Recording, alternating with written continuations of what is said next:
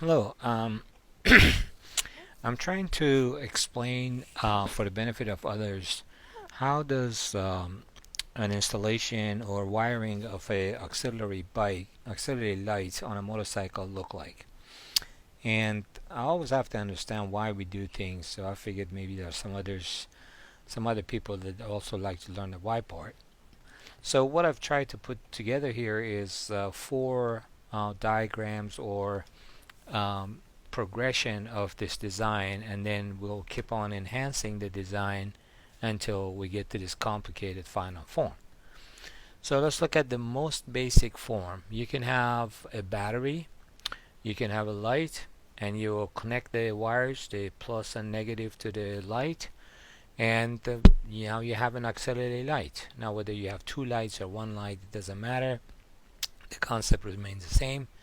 But what is the problem with this? The problem is that you're going to drain the battery immediately, because the minute you make these connections, the light comes on and it's just draining current, and eventually you'll drain your battery.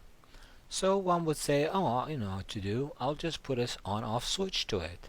Okay, so this is now an enhanced design of version 2.0. So we have a battery, we put a little on-off switch in there, and as long as the switch has not been turned on, there's no current flowing, therefore the light is off and everything is fine. Except that there's a flaw with this design, and that is the amount of current that is drawn for the light is too much. And also you have a little problem that, let's say you're on a motorcycle where the switch is exposed, it's on the handlebar somewhere. Somebody might just walk by and say, hey guys, watch this, I'm going to turn this light on. You don't have any protection. So it turns your light on, you're in a bar, you're in a restaurant, you come back 2 hours later, you find out your battery is drained. So aside from that issue, there's also this the amount of current that is going to draw, because the light is going to draw much current, and these on-off switches are not going to protect you. So what is the solution? We go to plan 3.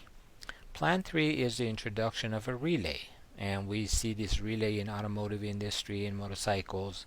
Basically, a relay is intended for high current connections. It's got an electromagnetic connection, and then it's got typically there are 4 pins. You got high current coming in from the battery, and it feeds to the sink or light or a fan or what have you. And then this relay, it's got a trigger line, and then it's got a ground line. So the trigger line basically enables this connection. Internally there are some magnets that makes the connection, but the application of it is for high current connectivity. So you say, okay, fine, now I need a trigger line. This is typically known as a trigger line. That what would trigger this relay to close this circuit right here? And one would say, oh, just put an on-off switch to it. So you put an on-off switch to it, then again you're exposed.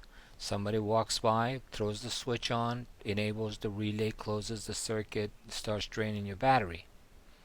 So what is the next solution? The next solution is to have your battery, to have your relay and the sink, typically known as sink or lights, but you put the switch that is connected to the trigger line, you connect that to an additional switch, which is the ignition switch. So this symbol, I made it up for like ignition switch. So effectively you have the key and you're carrying the key with you. So unless you have the key and you turn the ignition on, then it is taking current from the battery, and then when you throw the switch on, it will enable the relay and it will feed the light. So you got one insurance policy. You got one insurance policy for the high current that goes through this, because this is going to draw current. Then you got this switch to this relay does that. That's one insurance policy. You got a switch to turn this on or off, or some people they just connect it to some live wire, like a switched line that's on all the time, like your headlight. But I personally don't like that approach. I like to be in control of when I want the headlight, when I want the Auxlight, both of them, etc. So that's your second insurance policy. You got on and off, and then yet you got the third insurance policy, and this is a typical or better approach, in my opinion, about how to go about connecting your auxiliary light.